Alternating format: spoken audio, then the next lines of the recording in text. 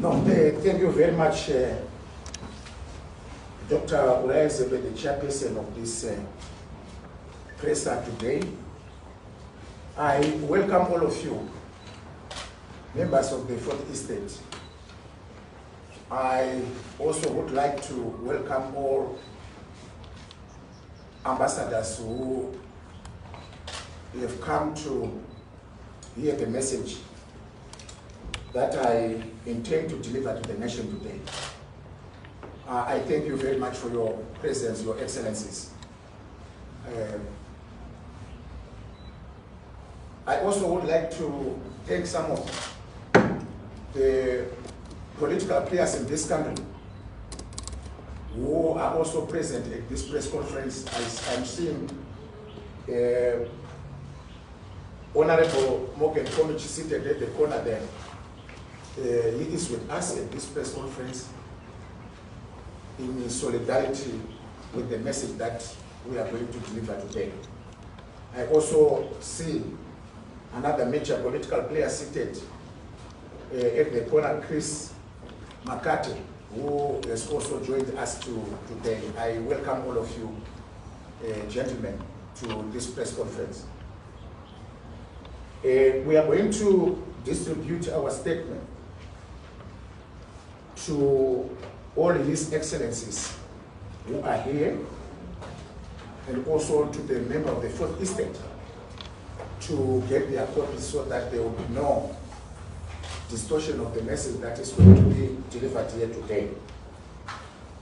For nearly 2 years, since the 14th of June 2022 to January 30, 2024, I was a subject of repression and kept in prison being denied bail. I took the challenge in the stride,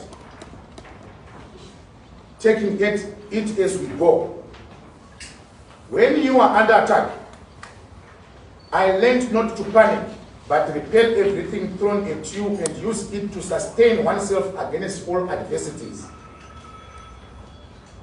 This experience that I went through during almost 2 years in prison hardened me, ladies and gentlemen.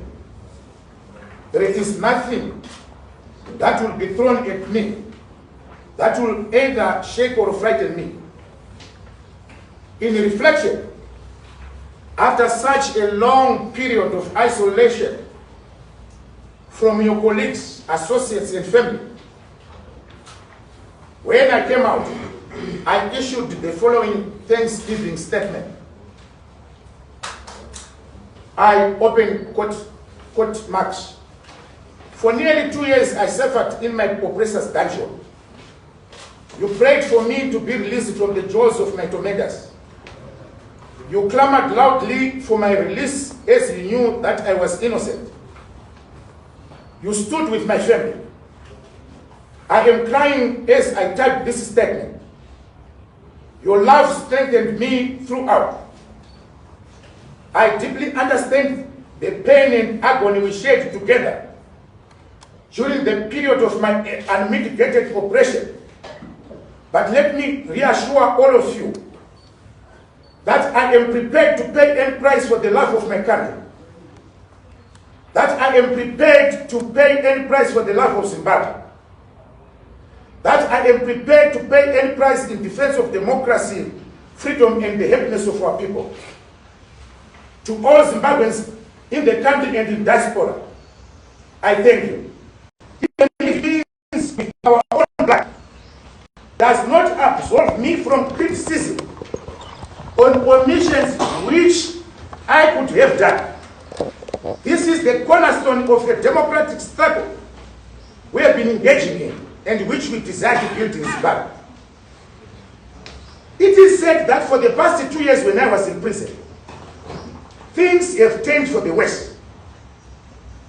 I still found people in abject poverty, struggling for a meal a day, shrinking democratic space, entrenched dictatorship, fear and hopelessness of the direction the country is going. Elections came and went when I was in prison. Amid amid an extreme toxic political environment and the clamor for economic and electoral reforms.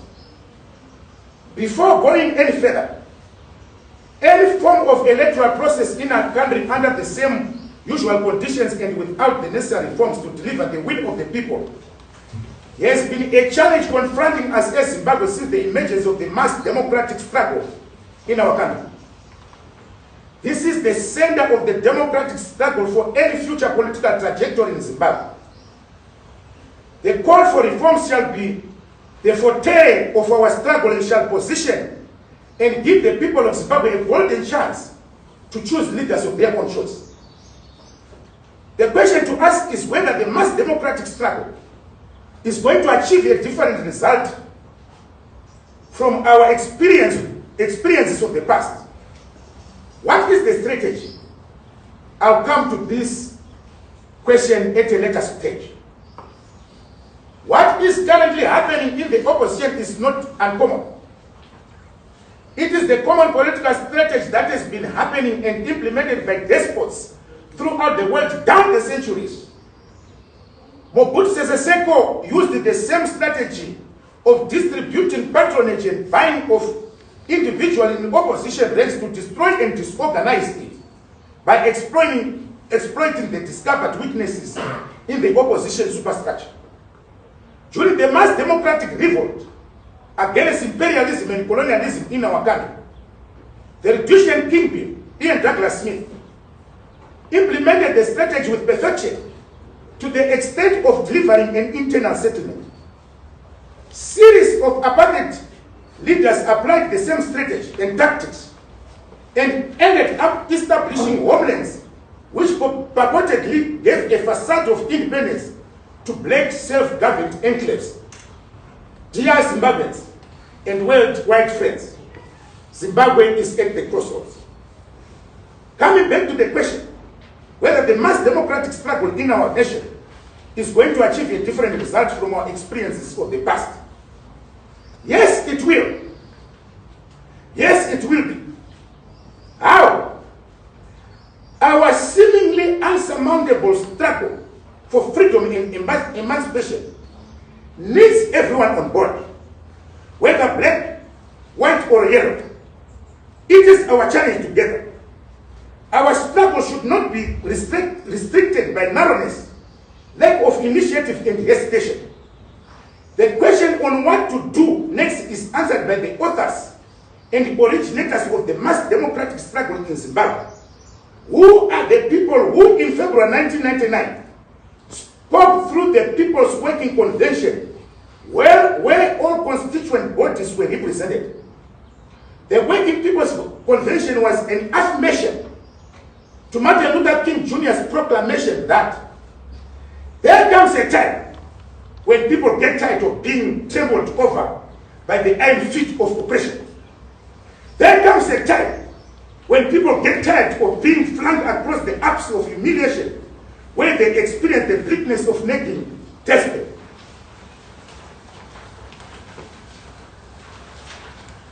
The weaknesses of our 1999 approach was that the meeting of the constituent bodies was heavy at the top, with only ZCTU having grassroots structures. It was the meeting of constituent bodies at the national level, with less participation from the shop floor and village level, which eventually led to the clash of egos. Zimbabwe needs a way forward to answer the national question of where to from here. The way forward on what should be done from here will come from the people through a mass nationwide democratic consultative process. The national consultative process will convene the nationwide democratic consultative conventions. The consultative process will involve all important constituent bodies. That is the general masses of our people.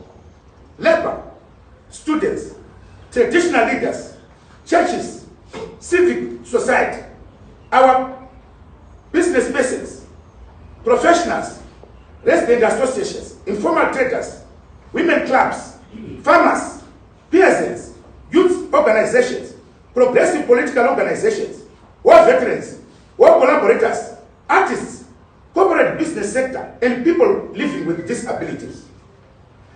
It will start from the village to the ward, district, and provincial level. This process will be conducted by the representatives of different constituent bodies mentioned above at every level. The process will eventually lead to the convening of the National People's Democratic Convention. The input and ideas that will come from the people will be collected and coalesced by the National Democratic Task Force, made up of seconded persons from different constituent bodies who will be conveners of the National Democratic People's Convention. Each one in this process shall elect a delegate to attend the National People's Democratic Convention, which will debate the views collected and coalesced during the Democratic Consultative Conventions held at shop floor and grassroots level throughout the country. This will be our guide to the future. Critics are pointing out that some constituent bodies have been hijacked by Zanu PF, like what they have done to the CCC. Let me give you as an example.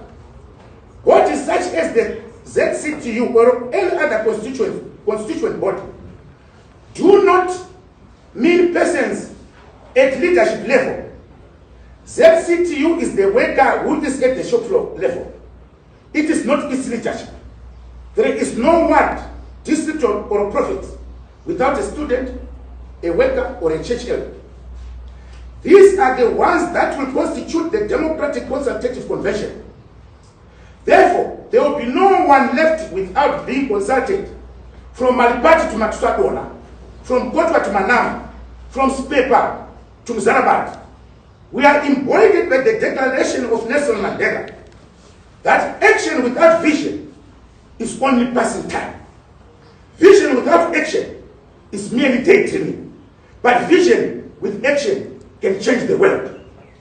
We are not here to pronounce the emergence of a political organization, but a broad-based mass democratic movement for everyone in advancement of the mass democratic struggle in the fashion of the United Democratic Front of the 1980s in apartheid South Africa.